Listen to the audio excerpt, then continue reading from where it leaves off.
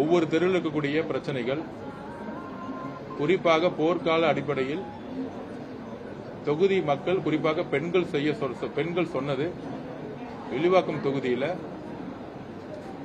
Drugs culture அதிகமாயிருக்குன்னு. அதுக்கப்புறம் டாஸ்மார்க் 11 கடை இருக்கு. நேற்று மாண்புமிகு முதலமைச்சருடைய ஆணைப்படி ஒரு டாஸ்மார்க் கடை மூடப்பட்டிருச்சு. இன்னும் ஒரு 4 கடை பொதுமக்களுடைய, குறிப்பாக பள்ளிகள் மற்றும் கோயில் பக்கத்தில், விடுதிகள் பக்கத்தில் இருக்கு. இன்னும் அதை ரிவ்யூ மீட்டிங்ல பதிவு பண்ணோம். பெரும்பாலும் 11 கடையில ஒரு 6 கடையே போர்க்கால அடிப்படையில் மூட வேண்டும்னு ரிக்வெஸ்ட் கொடுத்திருக்கோம்.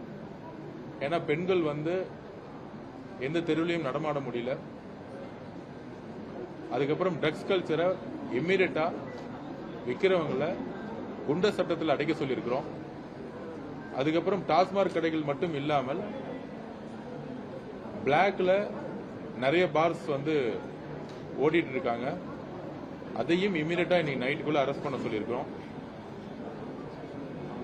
கடைகள் 12 மணிக்கு ஸ்டார்ட் ஆகி அரசு சொன்ன டைம்ல டாஸ்மார்க்கள் மூட சொல்லியிருக்கோம். பெண்கள் பாதுகாப்புக்கு உத்தரவாதம் கொடுக்க சொல்லியிருக்கோம். ஒவ்வொரு போலீஸ் ஸ்டேஷன்லையும் எந்த பெண்கள் வந்தாலும்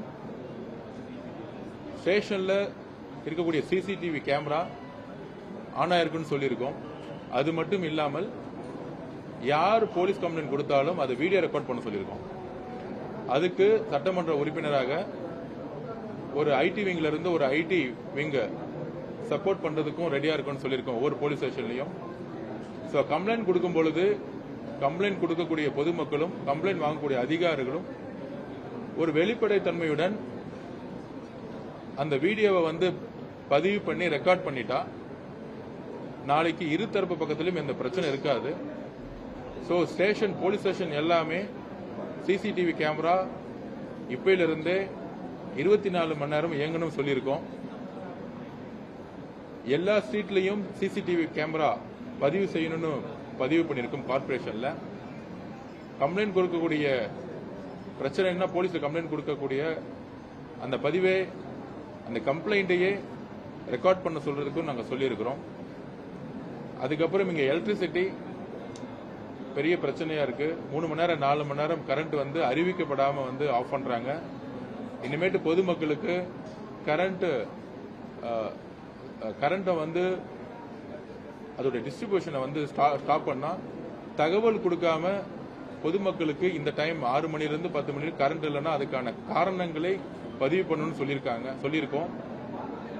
அதே மாதிரி வாட்டர் மேனேஜ்மெண்ட் கிட்டத்தட்ட பெரும்பாலும் 50-60% இடத்துல இன்னும் குழாய்களே கிடையாது. அதுக்கான ஃபர்ஸ்ட் ரிப்போர்ட்டை கொடுக்க சொல்லியிருக்கோம். எந்தெந்த ஜோன்ல வாட்டர் இருக்குன்னு ஆல்ரெடி நாங்க ரிசர்ச் பண்ணி அதுக்கான ஒர்க்கை நாங்க கொடுத்திருக்கோம். ஒவ்வொரு வார்டிலையும் ஒவ்வொரு பூத்திலும் என்ன பிரச்சனைன்னு தேர்தல் காலத்தில் நாங்கள் பிரச்சாரம் பண்ணும்போது மக்கள் சொன்னதை உள்வாங்கி அந்த ரிப்போர்ட்டை இங்க இருக்கக்கூடிய உயர் அதிகாரிகள் கிட்ட நாங்கள் கொடுத்திருக்கோம். அதுக்கப்புறம் டிரைனேஜ் சிஸ்டம் மழை வரத்துக்கு முன்னாடியே பொதுவாக செப்டம்பர் அக்டோபர்ல தான் டிரைனேஜ் சிஸ்டத்தை வேலை ஆரம்பிப்பாங்க. நம்மளுடைய பதிவு ஜூன் மாசத்துல இருந்து செப்டம்பருக்குள்ளேயே டிரைனேஜ் சிஸ்டத்துக்குரிய இஷ்யூஸை முடிக்கணும். ஏன்னா செப்டம்பருக்கு அப்புறம் நவம்பர்ல இருந்து மழை அதிகமாக பெய்யும் பொழுது அப்ப டிரைனேஜ் ஒர்க்கை நம்ம சரி செய்ய முடியாது. மழை இல்லாத காலங்களில் டிரைனேஜ் ஒர்க்கை சரி செய்யணும்னு சொல்லியிருக்கோம். அதுக்கப்புறம் வில்லிவாக்கத்தில் ஹையர் செகண்டரி ஸ்கூல்ஸ் கிடையாது, காலேஜஸ் கிடையாது. ரெவென்யூ டிபார்ட்மெண்ட்ல சொல்லி எங்கெல்லாம் கவர்மெண்ட் லேண்ட் இருக்கும் அதெல்லாம் மார்க் பண்ணி 10 நாள்ல கொடுக்க சொல்லியிருக்கோம்.